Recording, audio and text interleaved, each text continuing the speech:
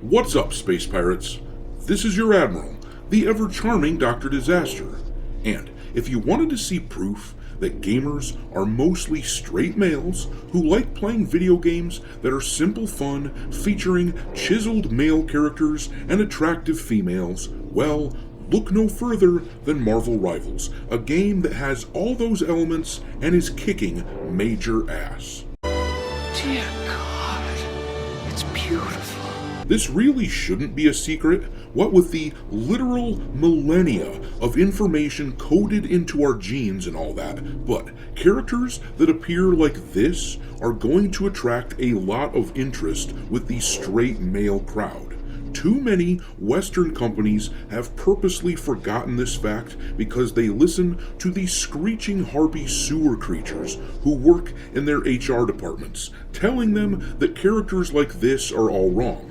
When we talk about the modern audience, this is what they think of such characters. Besides, you know how I feel about that sort of thing. I know. It's just boys, it's gross. You're right. It is gross. Not to mention, it's pathetic. Yeah. And the worst part is, that little girl, that's somebody's daughter up there. I was just going to say that. I just wish your friends were as mature as you. They are mature, actually. You just have to get to know them better. Paging Dr. Faggot! Western studios just don't care for men, which is why they make shit games like Dragon Age the Veilguard and they get rejected. They might hate the fact that the majority of gamers are straight males, but it is a fact, and Marvel Rivals is thriving because they embrace it. I mean, look at this shit here. The player count for Marvel Rivals, a game that's already been out for a month now, the max concurrent player count for that game has spiked. It went up. Holy shit. That doesn't often happen, not unless a game has done something truly special, and NetEase has done that. As I'll show you in a few minutes here, the chatter in the industry is that actually live service games are the way to go because they believe Marvel Rivals is proof of that. But in reality, Rivals is a game which is a throwback to a simpler time, when the things that straight males enjoyed weren't rejected by developers out of hand. And as a reward for creating the most obvious thing ever, Marvel Rivals has made NetEase $130 million in its first month. That's a spicy meatball!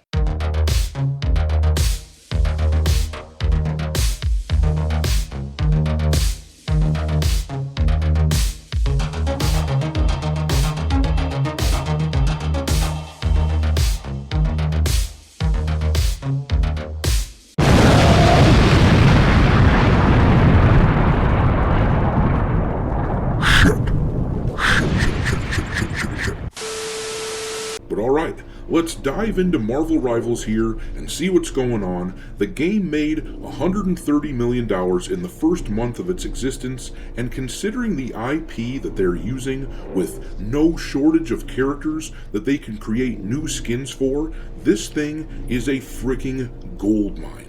These people are going to make so much money, and it's because NetEase, a Chinese company of all things, they are the first ones in a long-ass time that were willing to take the Marvel franchise and portray its characters in a way that fans actually want to see. I'm struggling to remember the last time a Marvel game looked good to me. Maybe it was the Marvel Ultimate Alliance games, but that is sad as hell, considering how long the franchise has been on top of the movie industry. Disney has thrown away countless billions of dollars by trying to turn Marvel into something that it's not, trying to turn it into a girl brand, the same way that they're trying to do it with Star Wars. But instead of attracting new customers, which was their plan by trying to appeal to girls, they've mostly been driving away the old ones, driving away the male customers. But look at the Steam chart here. Previously, Before the release of the Fantastic Four characters just a couple days ago, Marvel Rivals had a max concurrent player count of around 460,000 players on this platform. The crazy thing is that the game's retention rate has been really high, so seeing this increase that we're seeing right now might have been predictable. Day in and day out, Marvel Rivals was getting a max number of players of over 400,000, and now the game has absolutely skyrocketed, up over 600,000 players at its peak. The game has toppled Overwatch as the new king of hero shooters, a genre that people were claiming was dead prior to Marvel Rivals proving otherwise. This article here from That Park Place talks about it. Marvel Rivals has dethroned Overwatch in popularity as appealing character designs and a lack of forced identity politics attract more and more players. This is clearly the reason that Marvel Rivals is doing well, but the sad thing is, once again, that these Western studios, these prominent AAA studios running the industry, they refuse to see that this is the reason that a game like Marvel Rivals is doing so well. We're going to cover what they think in just a minute here, but let's read some more of this article.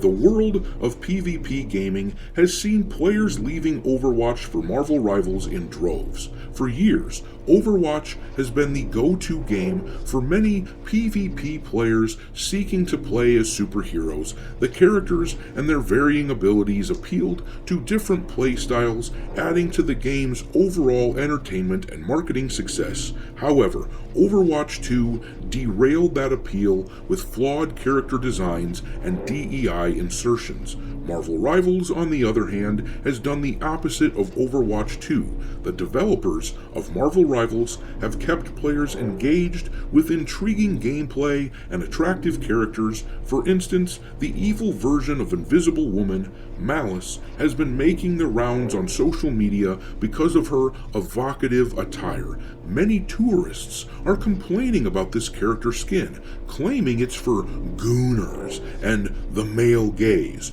What most critics don't know is that this costume is actually straight from the comics. This, in turn, has brought in many comic fans who are excited to see their favorite characters given respectful, lore-accurate designs free of the chains of political correctness.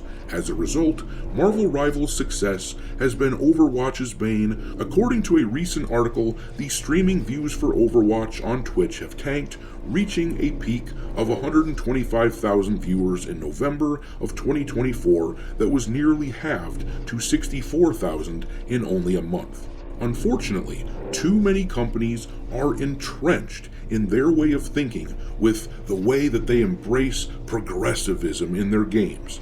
They are all taking the wrong lessons from Marvel Rivals' success. This article from Push Square is a prime example of what I'm talking about here.